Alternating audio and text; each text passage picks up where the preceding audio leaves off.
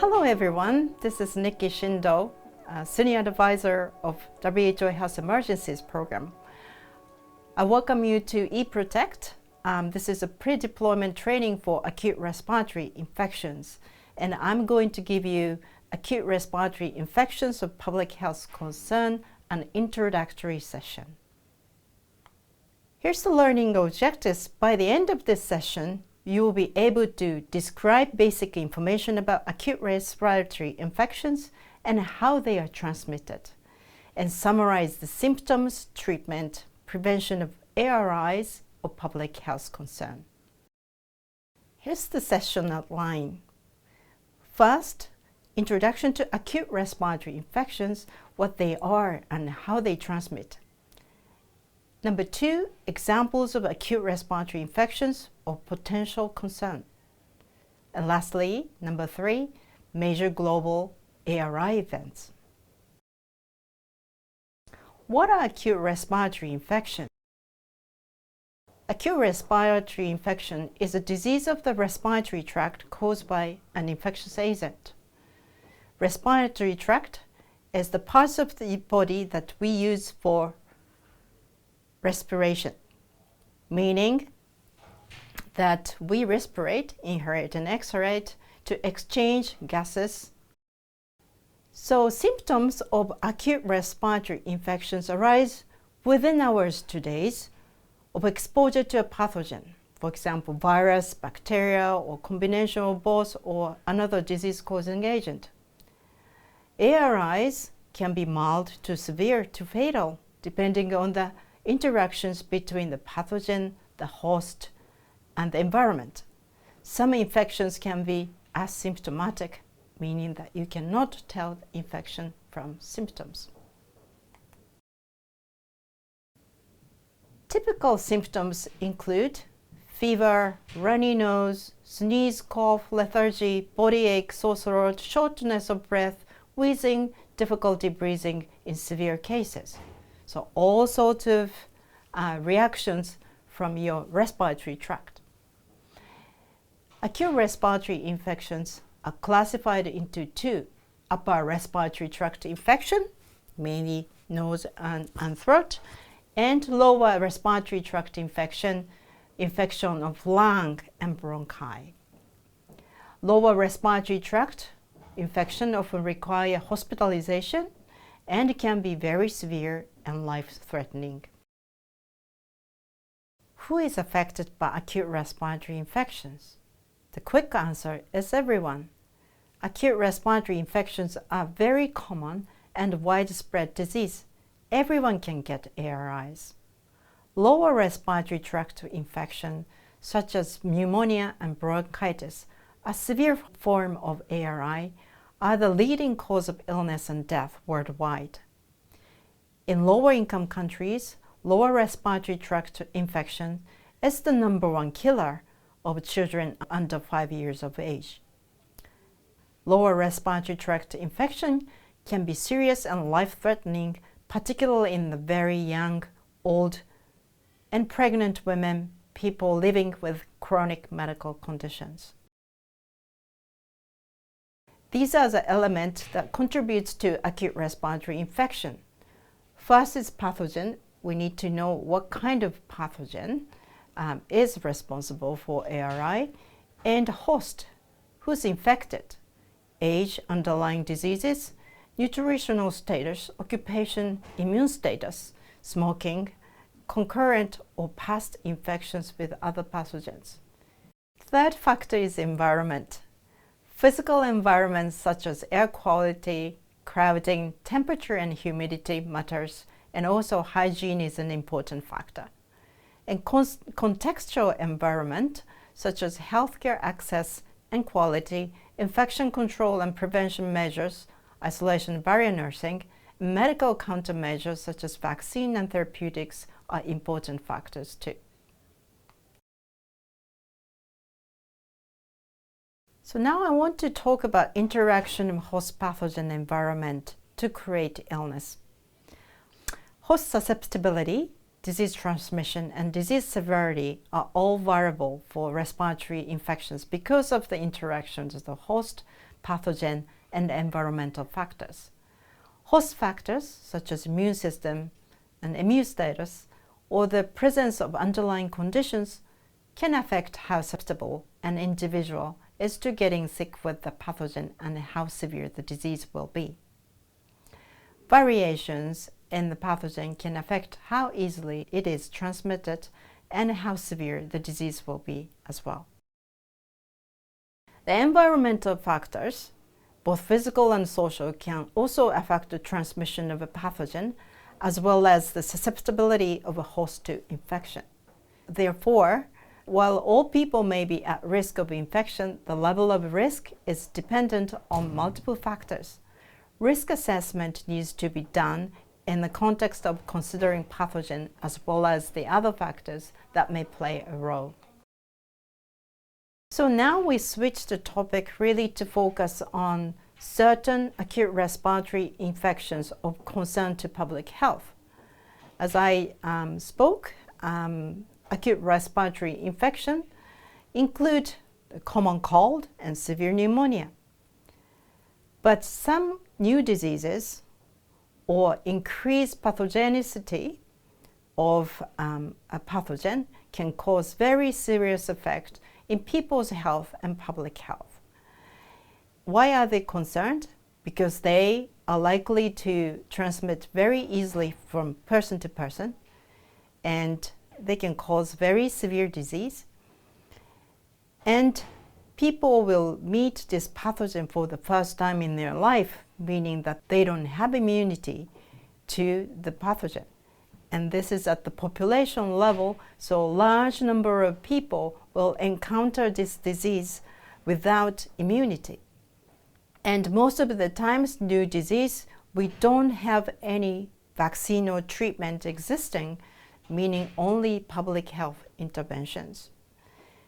And because at the beginning, this is a new pathogen, we don't know what is causing the disease, so it's unknown or new pathogen. The size of the outbreak is concerning. If the disease spread very quickly, then we will have large number of sick people overwhelming our health systems. So let's learn examples of acute respiratory infections of public health concern.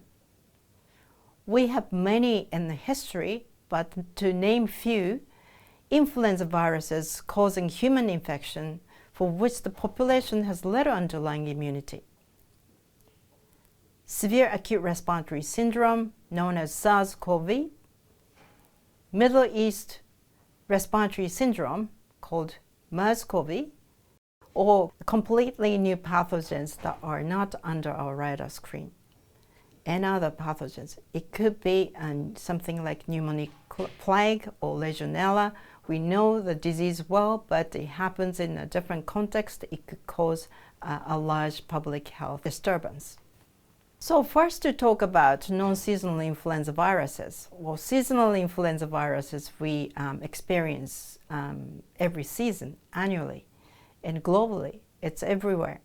But in the temperate countries, we have influenza peaks during winter time. So non-seasonal influenza means non-human influenza mostly, and called zoonotic influenza viruses because they came from animal world.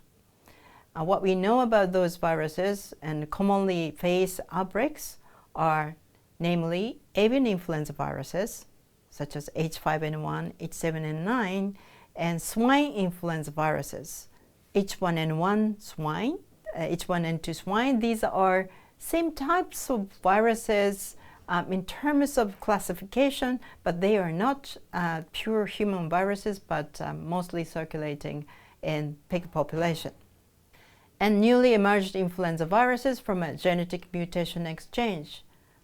Influenza viruses evolve very quickly and known to cause mutations very frequently. So they mix with other subtypes, and also they can change very quickly, so the animal viruses can sometimes infect humans. What are non-seasonal influenza viruses? Human cases are considered rare because the certain viruses like certain species. So normally the avian influenza stays in the avian population, but sometimes it jumps the wall of the species and infects humans. But this only causes by the direct or indirect contact with infected animals or contaminated environment. There has been any sustained transmission of these viruses among humans, so we managed to contain influenza virus coming from animal population in the past. How does it look like if we humans get infected by animal influenza viruses? Can be asymptomatic, meaning that there's no symptom, and cause a range of symptoms from conjunctivitis, the pink eye, to fever and cough, and shortness of breath, meaning that our lower respiratory tract is infected. It could be very severe, and it could be very mild. And sometimes not only the respiratory tract, but it can also affect gastrointestinal systems. So we have gastrointestinal symptoms like vomiting, diarrhea, and abdominal pain, and so on. Do we have a treatment for a non-seasonal or zoonotic influenza? Yes, most of the influenza viruses are susceptible to the antiviral drugs that we know. We have several, and we can test these viruses in laboratories, whether these viruses are susceptible, meaning if this antiviral drug works for treatment. But the thing is that we have to administer these antivirals as soon as possible, because once the virus replicates, and then it can replicate very rapidly. So if there are overwhelming number of viruses, it will be very difficult to fight only with antivirals. So the best is to administer when infection is suspected, without waiting for diagnosis. This is very important. The other treatments are supportive based on patient clinical condition, but this makes a huge difference, especially for the very severely sick people. Well, the best is, of course, to prevent infection by these non-human influenza viruses. How do we do that? We think One Health approach to work with animal sectors and people working for food chain. It's very important. So not only protecting humans, but we have to control the disease in animals and also in the environment. And also, when you see a sick animal, be careful. Avoid direct and indirect contact. And also mindful of environmental contamination, because virus may exist in the environment. Avoid the consumption of raw or undercooked animal products. Always cook food thoroughly, because viruses are very sensitive to heat. If you cook well, they die. And additional special precautions are to be taken in healthcare settings. Sometimes, because of the severe patient excreting more viruses, healthcare facility can be very vulnerable place for amplifying the disease. So here we recommend to implement strict infection prevention precaution taken by healthcare workers. And practice good hygiene, especially regular hand washing before and after touching animals at farm, markets, or other places where animals may be present. So if you are interested in more information about non-seasonal influenza, these are the useful links, so please have a look so that you can learn more about zoonotic influenza viruses.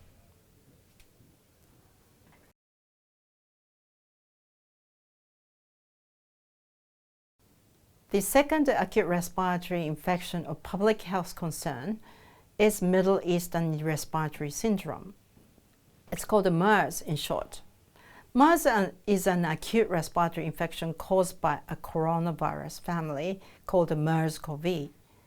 And this disease was first reported in a severe pneumonia patient in Kingdom of Saudi Arabia in 2012.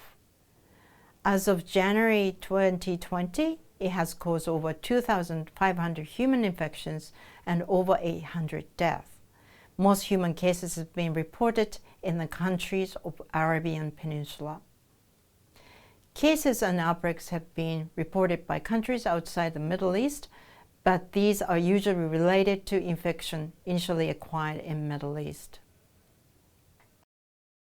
Human-to-human transmission in healthcare setting accounts for the majority of MERS cases worldwide.